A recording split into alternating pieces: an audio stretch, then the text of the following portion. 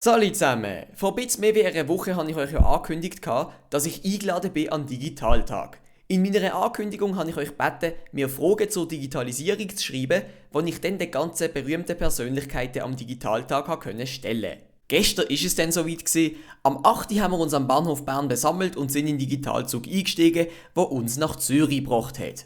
Im Bild seht ihr übrigens gerade das Probeinterview mit der Sarah Stiefel von der SBB. Sarah, du hast mir mega geholfen beim Organisieren. Dankeschön vielmals. Wie gesagt, wir sind dann in den Digitalzug eingestiegen und wenn mich dort auf der Fahrt nach Zürich eure Fragen stellen konnte, seht ihr jetzt. Ich hätte nicht gedacht, dass ich mal mit der Bundespräsidentin am Tisch sitzen würde. Wenn sie erlauben, würde ich gerade anfangen mit den Fragen. Als ich meine Abonnenten angekündigt habe, dass ich an den Digitaltag gehen werde, habe ich gesagt, dass sie mir bitte Fragen stellen sollen, die ich dann ihnen und anderen ausgewählten Leuten überbringe. Und eine Frage, die sehr viele Likes bekommen hat, war, die Armee möchte Geld für neue Kampfjets ausgeben. Wie steht es aber mit der Cyberdefense? Sind wir da genug gerüstet?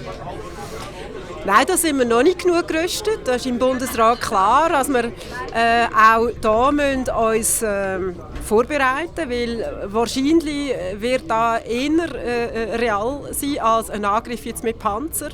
Die Armee ist sich da auch am Umstellen. Mein Kollege Parmelin redet auch von Cyber-RS.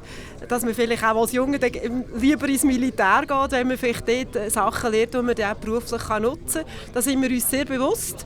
Also die Umstellungen laufen, aber wir sind jetzt noch nicht so weit, dass wir schon sagen können, morgen kann man da aufs Knöpfchen drücken und dann funktioniert alles, aber die Armee ist hier am Umstellen. Und noch als letzte Frage, viele von meiner Community machen sich auch Sorgen, dass sie in der Digitalisierung dann zur Verliererseite gehören. Zum Beispiel der Nico ist 21 und er hat gesagt, er schafft seit 2 Jahren als Lastwagenchauffeur und er fragt, was soll er machen, wenn der Lastwagen plötzlich selber fährt. Wie können Sie dem Nico die Angst nehmen? Also erstens mal wird das ja nicht von heute auf morgen gehen. Und ich glaube, es braucht dann vielleicht nicht mehr immer jeden Tag im Lastwagen rein, sondern vielleicht er organisiert vielleicht so einen Lastwagen, tut eingeben, wo er muss fahren, geht ein, wenn er muss zurück sein, also plant vielleicht auch ein bisschen Tour etc. Und das wird nicht so schnell kommen, aber ich glaube, der Chauffeur bleibt ein wichtiges Element in der ganzen Entwicklung.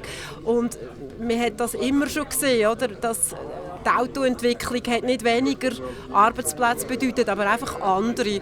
Und darum würde ich ihm Nico empfehlen, er soll dranbleiben, auch mit der technischen Entwicklung, schauen, was die Autos immer mehr können. Da haben ja heute schon viele Assistenzdienste. Und wenn er dort an Schur bleibt, mache ich mir um ihn keine Sorgen. Nachher habe ich dann Marc Walder, dem CEO von der Ringier AG, weitere Fragen stellen.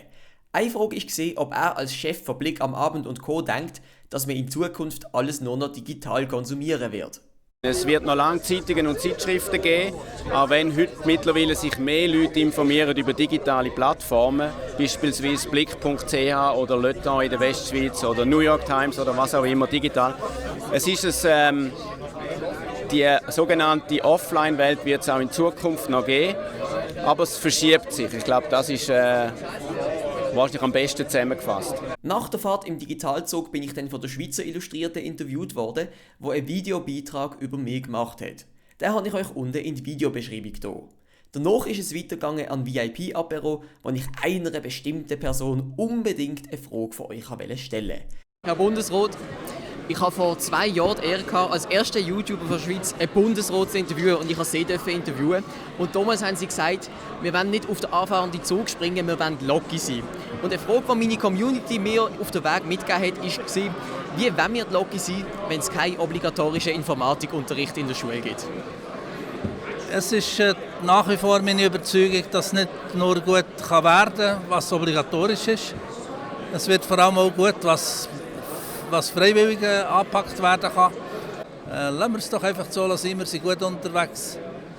Allein das Bild von heute Morgen, wo so viele Leute da sind, die mitten in der Digitalisierung drin stecken, ist doch der beste Beweis, dass der Wille da ist und dass die Kraft da ist.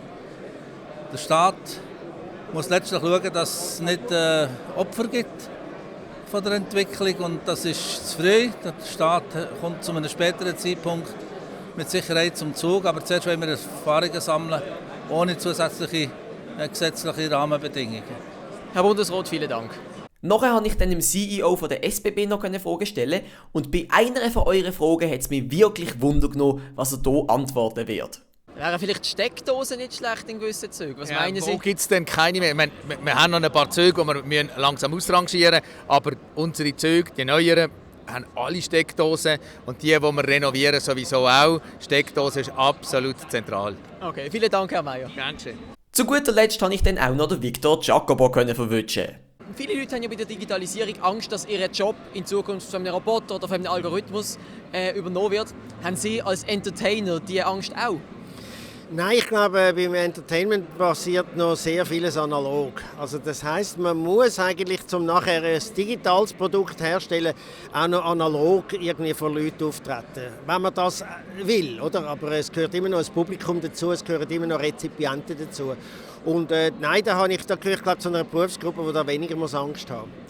Der Abschluss vom Digitaltag ist dann ein Live-Talk in der Blickbox am HB, wo ebenfalls unten verlinkt ist. Das Projekt selber ist aber erst dann abgeschlossen, wenn ich euer Feedback zu diesem Video bekomme, zu dem ich euch ganz herzlich in den Kommentar einlade. Sind eure Fragen beantwortet worden? Habt ihr immer noch Angst? Oder sehen ihr es jetzt eher als Chance? Oder habt ihr es vorher als Chance gesehen und habt jetzt mehr Angst? Ich bin sehr gespannt auf eure Kommentare und sonst bis zum nächsten Mal. Tschüss!